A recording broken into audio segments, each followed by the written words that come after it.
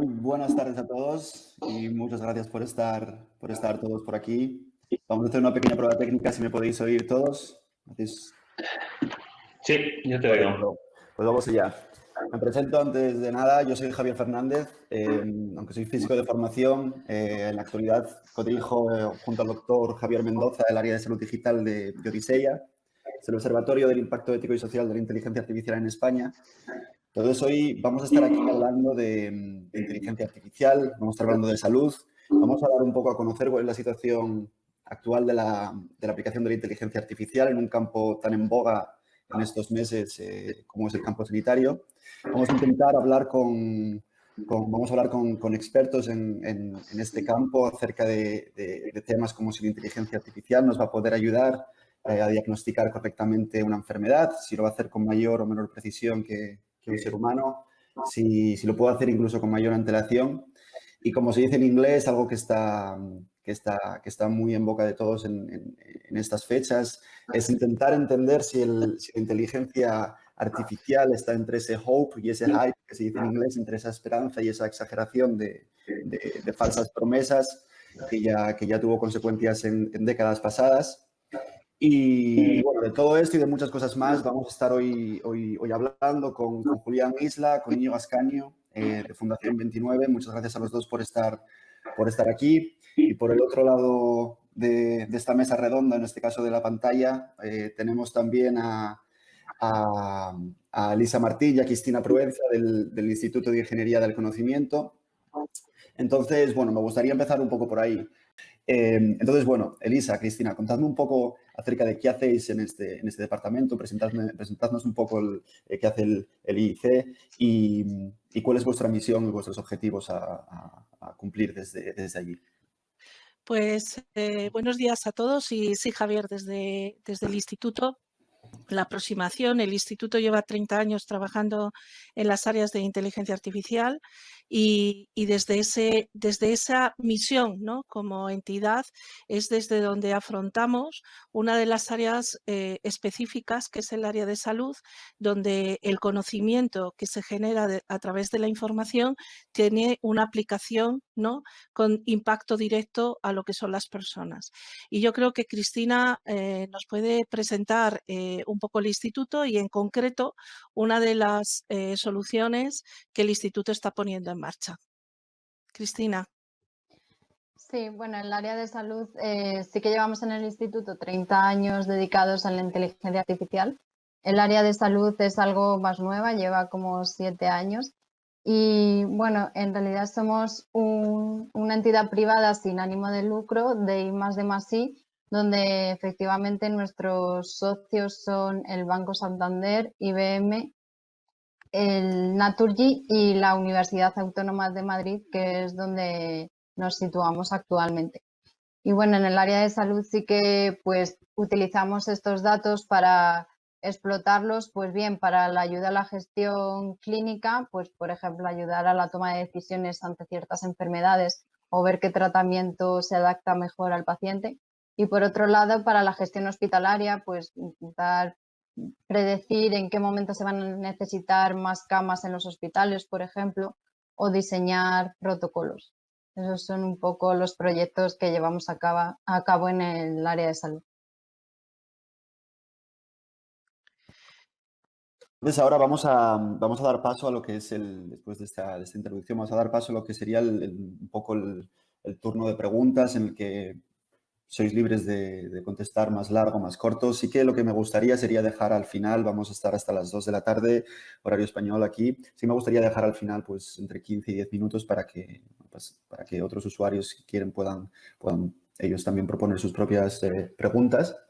Entonces, comenzando, me gustaría un poco empezar para la gente, sobre todo que no esté familiarizada con el desarrollo de la inteligencia artificial y qué es lo que se está haciendo. Me gustaría que me contarais un poco, que me pusierais en vuestras palabras en contexto, ¿dónde está la inteligencia artificial en salud en estas fechas? ¿Vale? ¿Qué se ha estado haciendo durante los últimos años? ¿Qué se está haciendo ahora? Y sobre todo verlo también un poco desde la perspectiva de los que se conocen como inviernos de la inteligencia artificial que ocurrieron a mediados de los años 70, finales de los 80, principios de los 90, en el que esta promesa, esta sobreexcitación y esta cantidad no sé cómo decirlo, de exaltación acerca de las capacidades de la inteligencia artificial, luego llevó a una época de desconfianza en la que hubo muchas promesas incumplidas y bueno, yo creo que ahora estamos en un momento en el que pues, la capacidad que tenemos de almacenaje de datos, de colección de datos y sobre todo de tratamiento de datos ha hecho que la inteligencia artificial adquiera otra vez esa fuerza, ese impulso para estar donde está. Pero bueno, me gustaría que me contaseis, Íñigo, por ejemplo, contigo podemos empezar. ¿Cuál es tu opinión cuál es tu visión, más bien, acerca de la inteligencia artificial en salud a día de hoy? Pues a ver, yo vengo de otro sector, yo vengo del mundo de las multinacionales, de cosmética y la verdad es que siempre he estado ligado con temas de tecnología y una cosa que me sorprende en salud, a diferencia de otros sectores, por ejemplo de educación, es que sí que la tecnología ha entrado en la salud. Es decir, un médico de hace 150 años le pones en un hospital y no sabría qué hacer por todos los aparatos que tiene, ¿no? Tú coges un profesor de hace 150 años y tiene sillas, mesas, alumnos, una pizarra eléctrica, pero sí que ha habido introducción de tecnología y grandes avances en salud, en tecnología, ¿no? Lo que yo creo que ahora está pasando es que es un paso más allá con la inteligencia artificial y el campo salud es un campo crítico donde incluso de la forma de enseñar a los médicos, como en las universidades se les enseña, realmente la experiencia de un médico no es ciencia exacta, se basa en experiencia y un médico se especializa porque el campo es tan grande, el cuerpo humano es tan específico en cada uno de los órganos que incluso la experiencia vital de ese médico, con cuántos pacientes ha interactuado, con cuántos colegas ha hablado, define que un paciente tenga un buen diagnóstico o uno malo. Y aquí es donde el campo de la tecnología y la ciencia ha avanzado tanto que realmente los médicos tienen una herramienta a su servicio que puede realmente hacer un cambio exponencial en la eficiencia de este trabajo, ¿no? Que es muy delicado, ¿no?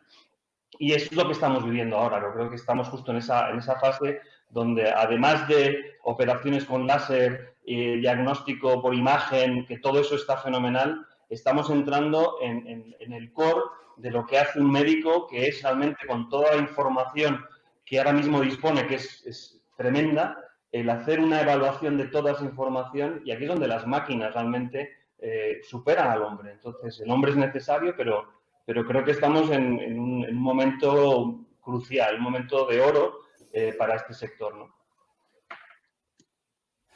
Muy bien, pues sí, Elisa, adelante. Sí, yo quería absolutamente de acuerdo con Íñigo y además es cierto que el sector sanitario es un sector con muchísima instrumentalización, digámoslo así, ¿no? Y justamente lo que estamos haciendo es ir a dar el siguiente salto, ¿no? Es decir, en saber cómo toda esa información somos capaces de colocársela al médico en el momento de valor, en el momento en que el médico necesita esa información, ¿no? Y es ahí donde los diferentes proyectos van aportando, ¿no?, experiencias de cómo ese punto, de cómo el médico es capaz de usar toda la información que le está llegando en el momento de dar el soporte directo a lo que es el paciente, ¿no?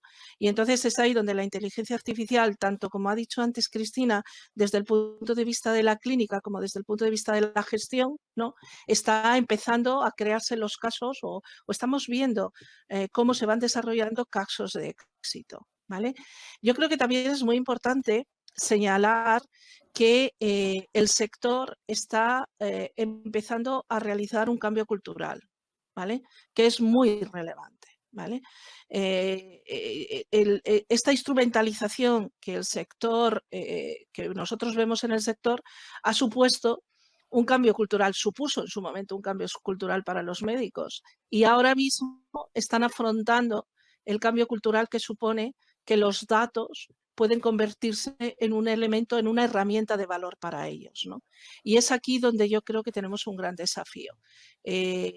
Muchas veces no es tanto el valor, no es tanto los elementos tecnológicos, sino que los médicos sean capaces, ¿no?, de entender y por lo tanto utilizar las herramientas que somos capaces de ponerles a su disposición.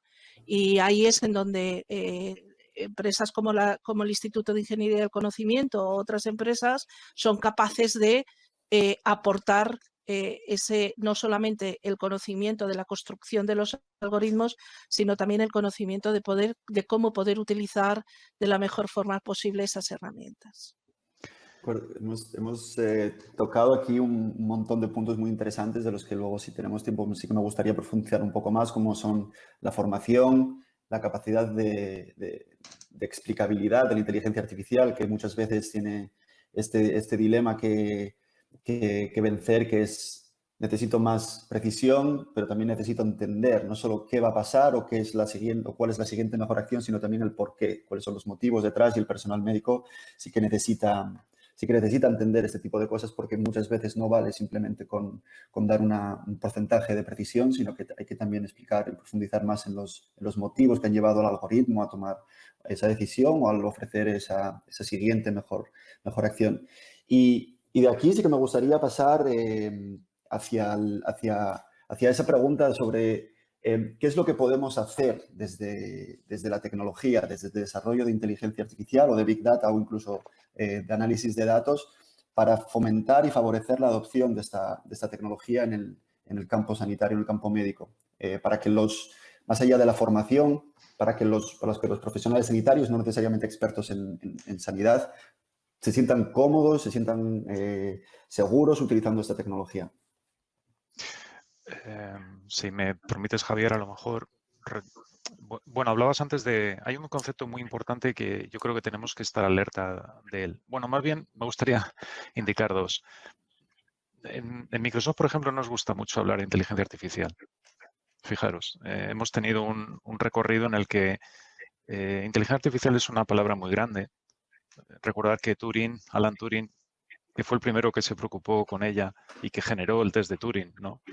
Cuando generó el test de Turing y definió lo que era la inteligencia artificial, no estaba muy convencido y descartó su primera definición, que era que una máquina pudiera realizar tareas parecidas a los seres humanos. Y estamos muy lejos, ahora mismo, de que consigamos generar lo que alguien que no esté en el mundo entienda como que es inteligencia, entre comillas. Ahora mismo lo que tenemos son modelos matemáticos que pueden predecir la realidad con menor o mayor precisión. Y en lo que tú preguntabas antes de qué ha favorecido que la inteligencia artificial sea un hype, que es un hype, ahora mismo yo creo, ha sido el Deep Learning. El Deep Learning, en concreto, porque no nos gusta hablar mucho de inteligencia artificial, más bien hablamos de Machine Learning ahora mismo. Y el Deep Learning, como especialidad del Machine Learning, ha sido, desde mi punto de vista, lo que ha provocado la expansión de este mundo. Porque si os fijáis en los nuevos algoritmos que están saliendo, en las nuevas aproximaciones, todo es Deep Learning. No ha habido grandes avances en la mecánica, en los algoritmos tradicionales de Machine Learning. Todos los grandes avances los ha provocado el Deep Learning. Y Deep Learning necesita dos cosas: cantidad de datos y capacidad de computación. La capacidad de computación, afortunadamente, la tenemos, fundamentalmente por la nube. La nube ha permitido que ahora mismo, bueno, la nube y la irrupción de las GPUs de bajo coste, pero esos dos conceptos, las GPUs de bajo coste, que ahora tenemos todos debajo de nuestro escritorio, dándonos calor en verano, y la nube, ha permitido que eso erupcione. Y volviendo a tu pregunta, lo fundamental para que en sanidad la inteligencia artificial o la inteligencia expandida, como decimos ahora, o el deep learning, o toda esta tecnología se asiente, es la necesidad de tener más datos, porque no tenemos datos. Es la realidad. Cuando hacemos proyectos en sanidad, el principal problema que tenemos es el acceso a los datos. Fijaros en COVID-19. Si no sabemos contar los muertos, ¿qué vamos a hacer de inteligencia artificial? Fijaros que el principal problema, tenemos problemas para contar los muertos que tenemos. Y la transmisión de datos al ministerio y los problemas de que los datos están en silos y todos los problemas que hemos visto durante los últimos meses. ¿Cuántas cohortes de pacientes españoles de COVID-19 hay públicas? Que yo conozca una, y de un grupo hospitalario privado. Ese es el problema. El gran problema que tenemos realmente, los algoritmos están desarrollándose a una velocidad de crucero. Cuando te despistas y miras por la ventana han aparecido 3 nuevos, pero el acceso a los datos es un grave problema ahora mismo. Yo lo pondría, si no queremos entrar en otra edad de hielo o el invierno de la inteligencia artificial, como la gente define, el gran signo que tenemos que percibir y estar atentos es que no tenemos datos. Totalmente de acuerdo con ese Pues comentario. fijaros, Sí. Sí, Elisa, por favor. fíjate, yo ahí que es una evidencia, ¿no? El tema de los datos y de que hecho que lo hemos vivido, pero yo además iría a una parte muy pragmática, ¿vale? Y es que además tenemos que ser capaces de introducir la ejecución de esos algoritmos en los workflows de trabajo de los profesionales.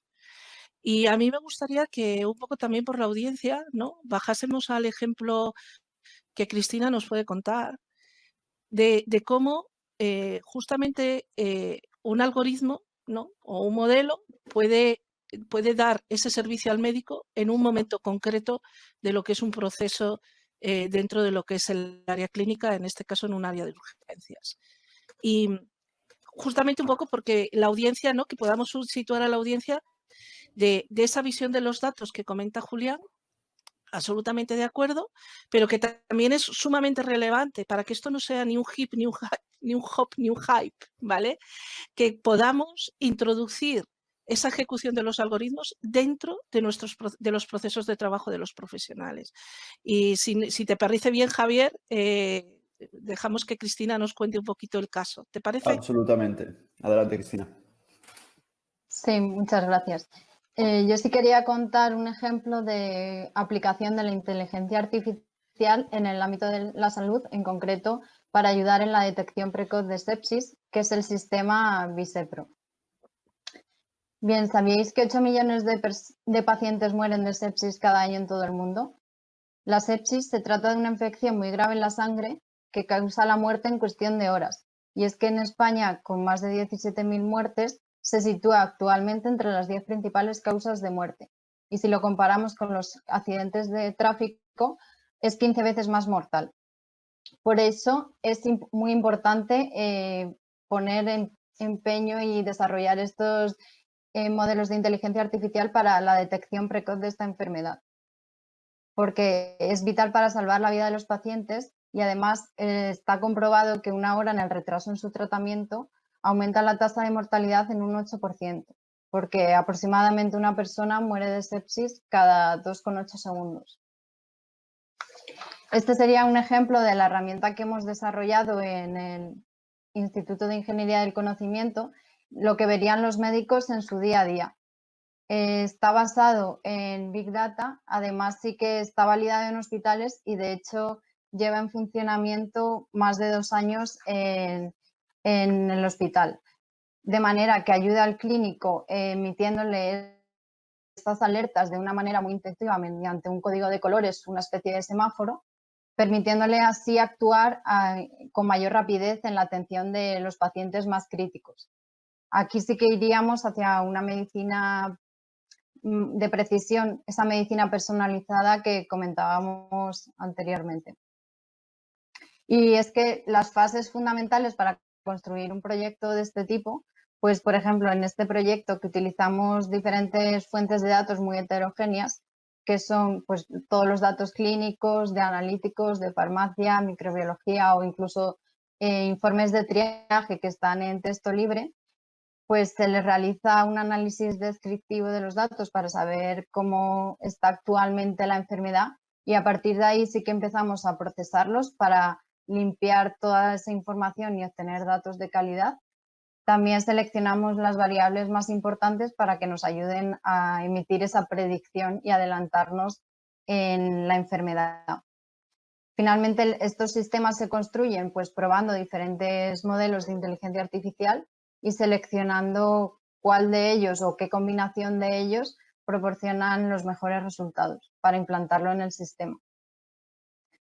Bueno, en este caso los resultados obtenidos por Visepro pues se muestran en esta curva ROC, que es el ratio de los verdaderos positivos frente a los falsos positivos, donde nos comparamos también con los protocolos médicos actuales que sí que se basan en una serie de reglas previamente definidas, pero que no están estandarizadas para cualquier paciente y además se basa en un número definido de reglas, no en función de cada característica especial del paciente.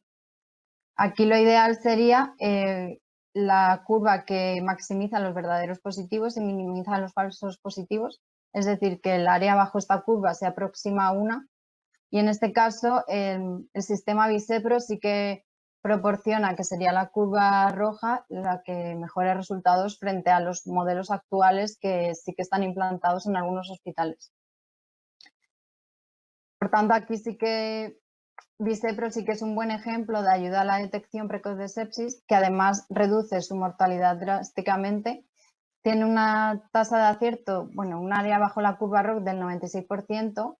Sí que en el tiempo que lleva en funcionamiento ha conseguido reducir los falsos positivos a la mitad de los sistemas actuales que ya tenían en el hospital, lo cual ayuda a aumentar la credibilidad en estos sistemas por parte de los médicos, porque lo que tenían actualmente sí que emitía muchas falsas alertas, lo que implicaba pues la fatigabilidad del médico y al final el no uso de esos sistemas. Sí que llega a detectar en 400 casos adicionales de los que actualmente detectaban, y sí que se han dado el caso de que llega a adelantarse a los protocolos médicos actuales que tenían hasta 2 horas. Y bueno, este era un ejemplo que queríamos compartir sobre un ejemplo de aplicación de inteligencia artificial en datos de salud.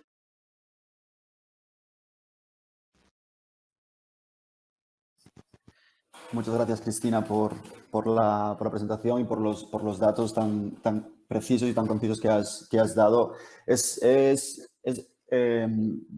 Voy a decir, es increíble el trabajo que habéis hecho, sobre todo por ese área bajo la curva del que hablabas, cerca casi del 1, perfección absoluta. ¿Cuál sería, y con eso sí que me gustaría un poco unir tanto Visepro con DX29, del que antes hemos visto un poco en la intervención de Julián, estas dos plataformas que se desarrollan, y me gustaría preguntaros cuál es la capacidad que tienen los profesionales sanitarios, un poco ligando también a la pregunta de antes sobre la formación y sobre la adopción, cuál es la capacidad que tienen los médicos para entender este tipo de resultados, para poder fiarse de ellos más allá de ver un simple número como una precisión o un porcentaje. ¿Y cómo ha sido un poco, si queréis, este proceso de creación en el cual me imagino que habréis tenido que entender su punto de vista, entender su problemática, entender sus necesidades y luego adaptarla al desarrollo de estas plataformas? Bueno, en nuestro caso lo fundamental ha sido hacer un esfuerzo de interfaz de usuario y de experiencia de usuario, porque realmente los médicos no conocen nada de este tipo de curvas de sensibilidad y especificidad. No conocen nada de lo que significa. Es muy curioso, ¿eh? Si tú preguntas a un médico ahora mismo que te haga un análisis de regresión, no sé si 9 de cada 10 no sabrían hacerlo. Incluso no sabrían decir muy bien qué es, ¿eh? Es curioso, ¿eh? Hacer la prueba. Si a uno pasas por alguno, no al de cabecera al pobre, le pones en un aprieto, sino a alguien que tengas confianza, decirle, ¿me puedes explicar qué es un análisis de regresión lineal? A ver si lo sabe. Entonces, fijaros la situación en la que está. Entonces, yo creo que estas herramientas, fundamentalmente para los profesionales, hay que abstraerles de esa complejidad. En nuestra herramienta en concreto, nuestra herramienta no habla nada de factores de probabilidad, ni de balanceo de datos, ni nada de nada. Nuestra herramienta es una herramienta que para el médico simplemente es un explorador de síntomas. El médico tiene una especie de dashboard donde van sugiriendo síntomas, o la herramienta le sugiere síntomas que el paciente pueda tener y él tiene que marcar si sí o si no. Y luego tiene otra pantalla donde la herramienta le sugiere posibles condiciones, posibles enfermedades, para que el médico haga el diagnóstico diferencial. Porque lo fundamental es que esto en las tripas es complejo. La mayoría de mortales o de usuarios no van a saber nunca ni lo que es un random walk, ni una regresión lineal, ni una red, ni qué significa una variable en una red neuronal. No lo van a saber. Y a lo mejor tampoco hace falta. Y es fundamental hacer un esfuerzo para que todas estas herramientas abstraigan a los usuarios de esa complejidad subyacente y les pongan una herramienta sencilla de utilizar. Nuestro esfuerzo de desarrollo, o sea, lo que nuestra herramienta DX29 proporciona, no son los algoritmos. Los algoritmos realmente nosotros los reutilizamos de los que hace el mundo académico. nuestra gran posición de valor es que la experiencia del médico utilizando la herramienta es muy diferente, porque le aislamos de la complejidad de entender la información genética, le aislamos de la complejidad de entender cómo funcionan los algoritmos y simplemente se dedica a hacer clínica. Selecciona síntomas y el sistema me dice condiciones. Sí, totalmente de acuerdo. Sí que para decidir cuál es el modelo a implantar, sí que bueno, pues estudiamos esas métricas, pero trabajamos desde el principio con el experto médico y con también el equipo de diseño de la interfaz de usuario para que desde el primer momento conjuntamente seamos capaces de decidir cómo es la mejor manera de mostrar esta información que sale de los modelos y que les ayude en su día a día de una manera sencilla e intuitiva. Y, por ejemplo, en el caso de Visepro, sí que pues, he mostrado la interfaz donde mediante un semáforo que tiene 3 colores indica la prioridad con la que tiene que atender a ese paciente. Y, de hecho, sí que nos hemos encontrado con que muchas veces los médicos no tienen confianza en los resultados de estos modelos. Y entonces para ello sí que hemos implantado en Visepro un módulo que permite desplegar y le muestra al médico, una vez que pincha en esa alerta, qué pruebas clínicas se han utilizado de ese paciente concreto para emitir esos resultados. De manera que así el médico puede contrastar con su propio criterio clínico, pues en función de las pruebas, si confía en los resultados de este sistema o no. Además, Javier, tú antes habías hecho una pregunta de qué necesitábamos, o sea, qué se necesitaba, ¿no?, para avanzar en esta parte de la inteligencia artificial. Y yo creo que es totalmente cierto que los médicos, muchos de ellos no saben de todos estos detalles y lo que necesitan son interfaces fáciles de usar, pero hay que dar un primer paso. Es decir, tienes que tener un grupo de médicos que, como bien ha explicado Cristina, trabajen contigo para poder empezar a hacer el diseño de esos modelos, ¿vale?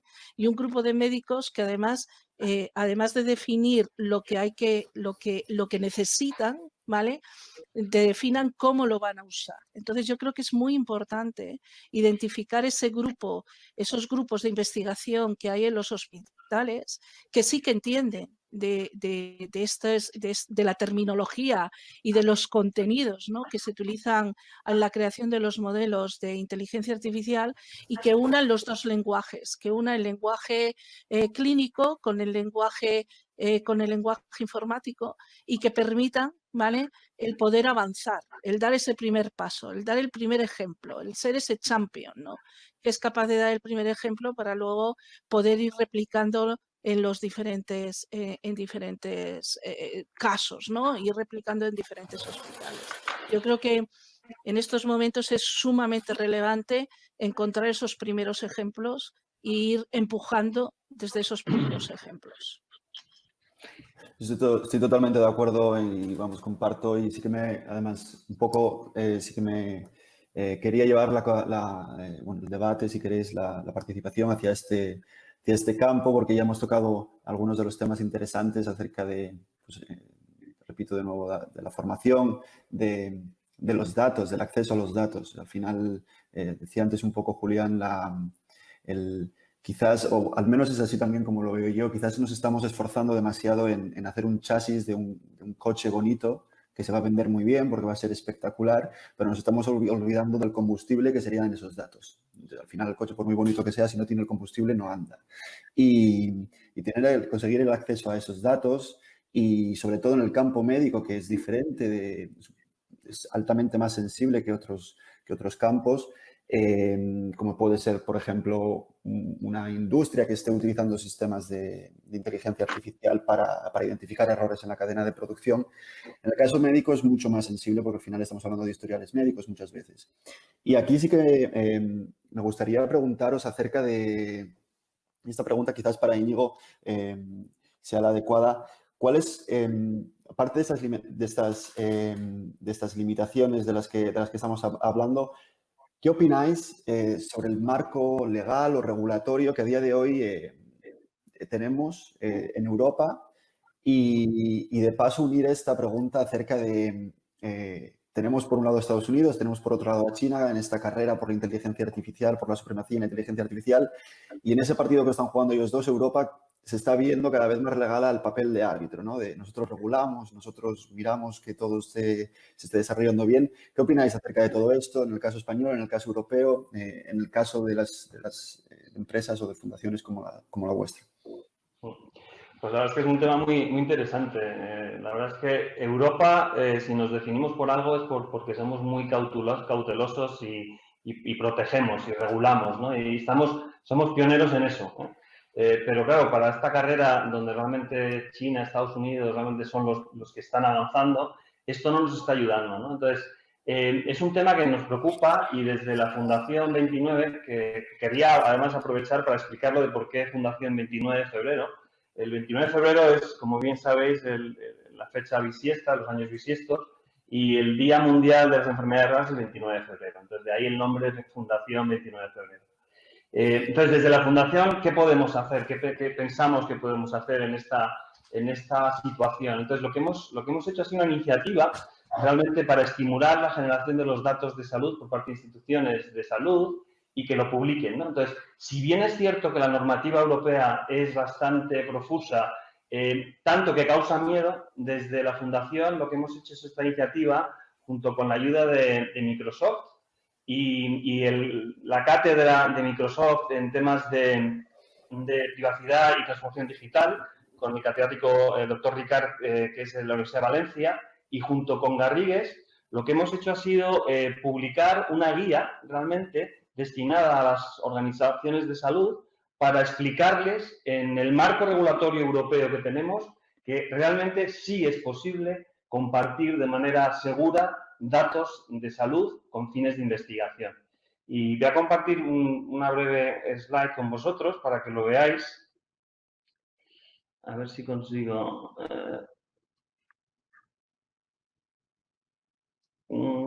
Bueno, lo voy diciendo.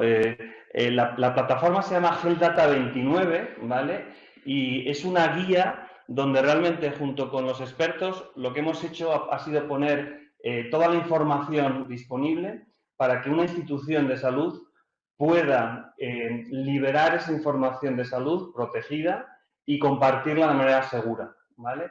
Este playbook está tanto en inglés como en español. Y la idea de esta iniciativa prácticamente es eso, divulgarlo para que estas instituciones no tengan ese reparo y empezar entre todos ese movimiento de compartir esos datos, porque efectivamente la tecnología sin datos, la manera que se desarrolla es con muchos datos, ¿no? Entonces, esa es la iniciativa. Ahora, si consigo compartir la pantalla, os lo hago, pero vamos, por no parar, esa es un poco desde la Fundación nuestra contribución y la lectura que hacéis, yo creo que es clave. Europa tiene que darse prisa y, aparte de seguridad, tiene que ponerse a correr en esta dirección.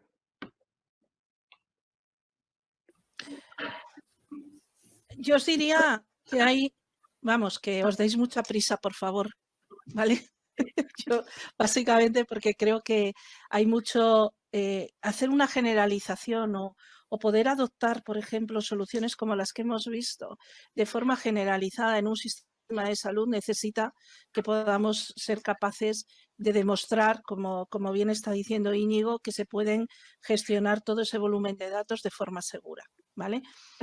Pero sí que quiero dejar la impresión en esto que podemos empezar por otras cosas, es decir, que el movimiento, que necesitamos esos datos para poderlo extender, para poder escalar, para que los ejemplos que tenemos no sean solo ejemplos de un hospital, sino que sean ejemplos que se pueden escalar a nivel de un sistema de salud, ¿vale? Pero que también es muy importante empezar a crecer los ejemplos y perdonar que insista en ello, ¿vale? Porque podemos estarnos peleando con los temas de los datos, pero si no entendemos dónde podemos estar aplicando el valor, en qué momento en urgencias, en qué momento en el momento de la consulta, etcétera, etcétera, pues tampoco llegaremos a nada. Tendremos muchos datos y no sabremos qué hacer con ellos, ¿vale? Entonces, yo creo que tenemos que ir avanzando en esas dos en estas dos direcciones y desde luego creo que en el tema de la protección y en el tema de demostrar que se pueden utilizar los datos de forma segura aplicando las normativas que tiene la Unión Europea, hay que darse mucha prisa, porque si no nos van a ganar el terreno. Pues muchas gracias por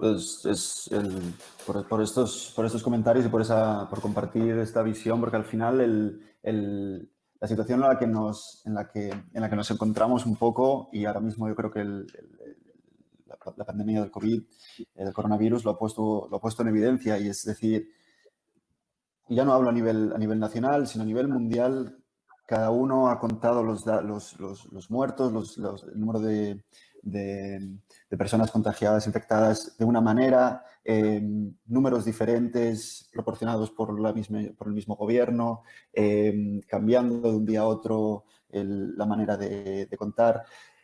¿Creéis que hemos aprendido algo y ya no hablo solo de inteligencia artificial, sino a nivel de implementación tecnológica, de desarrollo tecnológico? Por ejemplo, en España se llevaban muchos años intentando instaurar un poco la mentalidad del teletrabajo. Se tardó mucho en hacer y el coronavirus nos obligó a todos a aprender a teletrabajar en una semana, ¿no? ¿Creéis que en el campo sanitario hemos aprendido algo del coronavirus en cuanto al desarrollo tecnológico, a la adopción, a la manera de gestionarlo, a cómo poner a disposición todos esos datos que tenemos, garantizando que están anonimizados, que respetan, por ejemplo, la GDPR que tenemos de protección de datos? ¿Qué opináis acerca de si hemos aprendido algo, de si nos va a volver a pillar el toro de nuevo? ¿Y qué proponéis? Voy a ser muy provocador, y transgresor, así que agarraros un poco a la silla.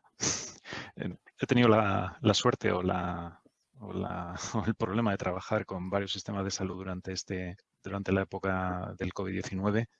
Desafortunadamente no hemos aprendido nada, desde mi punto de vista. Hemos aprendido mucho y la comunidad científica ha aprendido muchísimo en generar evidencia científica de forma muy rápida. De hecho, el genoma del COVID-19 yo creo que estaba publicado, el del primer virus, la primera secuenciación del genoma estaba ya en enero o febrero, algo así. Y la comunidad científica se ha movido muy rápido, una rapidez de generar publicaciones científicas inaudita, con la calidad luego discutible, ¿vale? Pero en el campo de la generación de datos a nivel de los diferentes estados, de los diferentes países y a nivel mundial, bueno, y si nos miramos en España, nada. Es decir, a ver, nosotros tenemos un sistema sanitario completamente segmentado en 17 mini servicios sanitarios con ningún tipo de integración a nivel de datos. Si yo vivo en Madrid y si yo me voy con mi hijo, ya no digo a Francia, a Toledo, ahí a media hora en coche, a ver cómo me llevo sus informes médicos. No hay forma. Y si alguno que nos está escuchando ha sido un paciente COVID, que nos envíe la información de sus datos clínicos de forma estructurada, a ver si la tiene. Y si le pedimos al Ministerio de Sanidad que nos enseñe sus APIs para consolidar la información, ¿dónde están? Y a nivel de epidemiología y a nivel de alerta de vigilancia epidemiológica, ¿qué mecanismos hay para provocar la generación de datos de alerta temprana desde nuestro servicio de atención primaria hacia un sistema centralizado? No hay nada.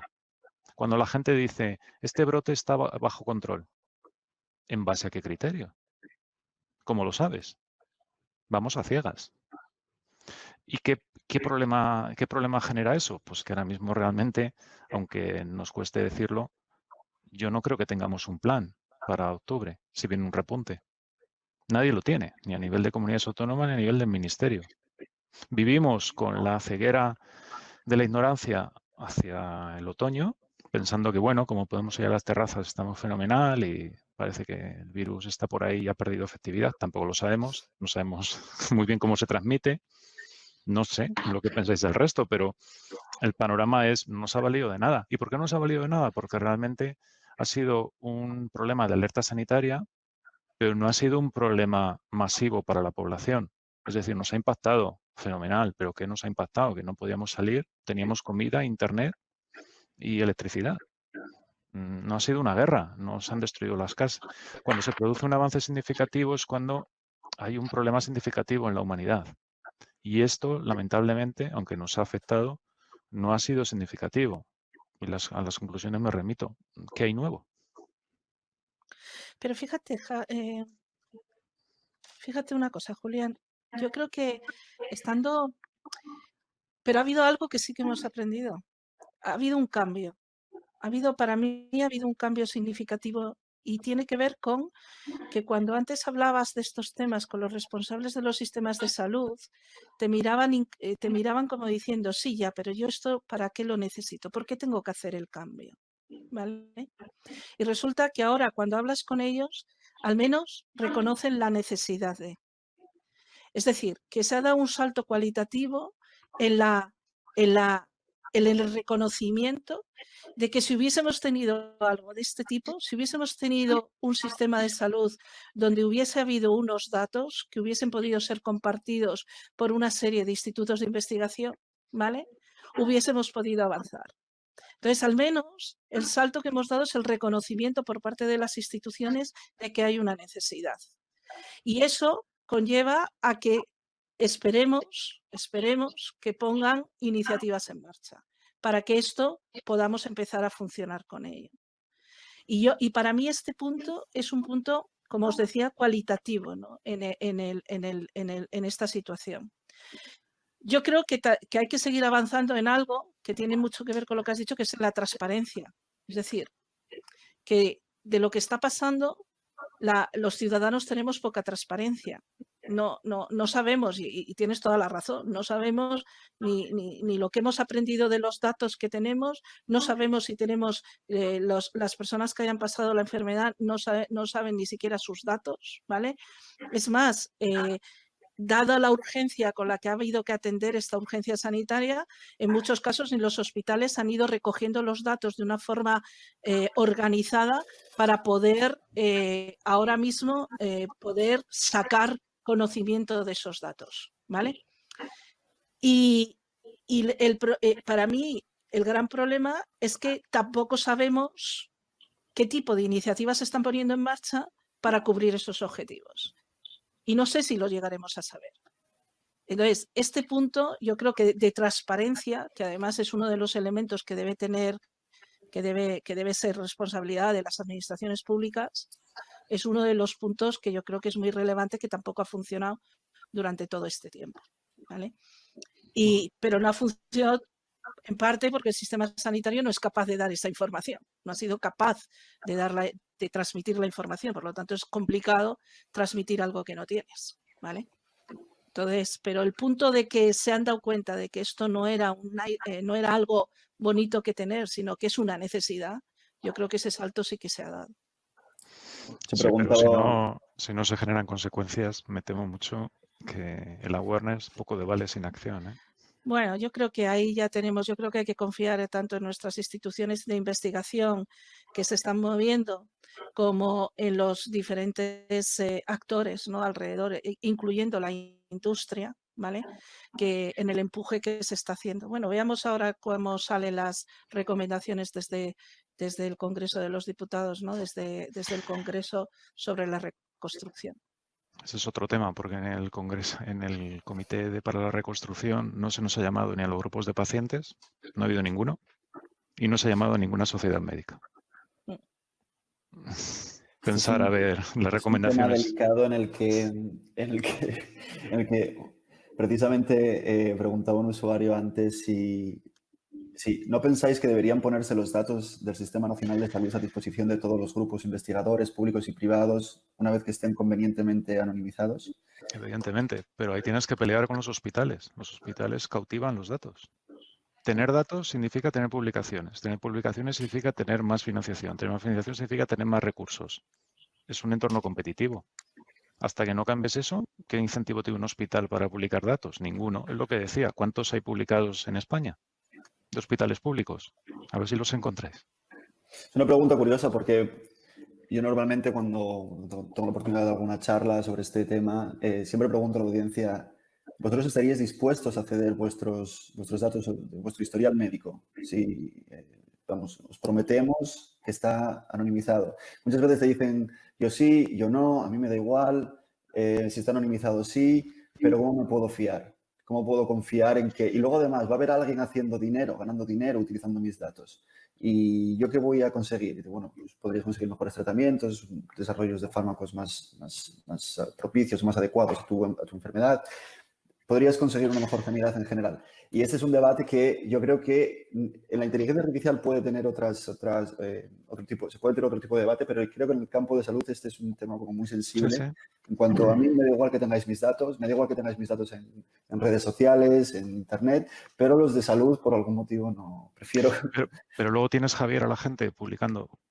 Yo vengo del mundo de las enfermedades raras, ¿eh? Mi hijo tiene 11 años y he estado 11 años trabajando en este mundo. Tienes los grupos más activos en enfermedades raras están en Facebook. En Facebook se publica absolutamente todo. Informes médicos, opiniones de médicos, información médica. A nadie le preocupa, en absoluto.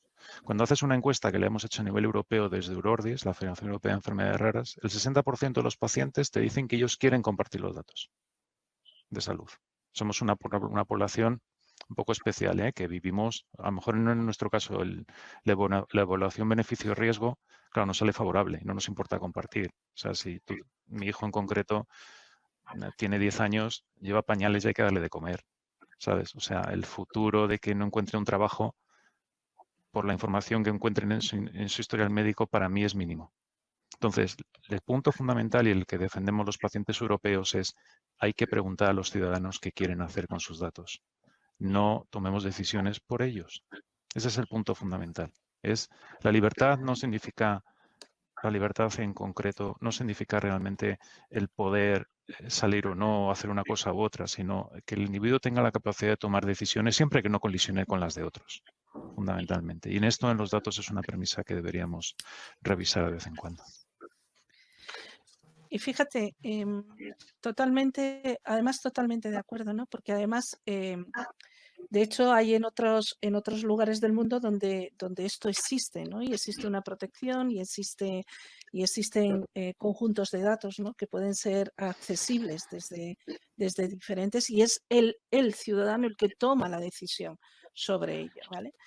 Y a lo mejor lo que hay que ponerse es empezar a ocuparse de ese problema, empezar a ocuparse, ¿no? De cómo somos un país, por ejemplo, en que las donaciones de órganos somos mundialmente reconocidos por un sistema de donaciones de órganos, ¿no? ¿Podemos tener un sistema de donaciones de datos sanitarios, por ejemplo? Pero precisamente, Elisa, en esa línea de lo que estás diciendo, nosotros desde la Fundación lo hemos discutido mucho y lo que hemos puesto justo el foco es en el paciente. Es decir, nuestra estrategia es posibilitar a los pacientes el que puedan tener en una plataforma toda su información de salud, de historial clínico, que para la enfermedad, para el diagnóstico de enfermedades raras es muy importante. Es decir, el componente genético más los síntomas es lo que realmente determina el poder llegar a un diagnóstico. Ahora, ¿cómo haces cuando lo que viene el paciente dice me voy al neurólogo con la bolsa del Corte Inglés, que son todos los informes del historial de su hijo en una bolsa de Corte Inglés?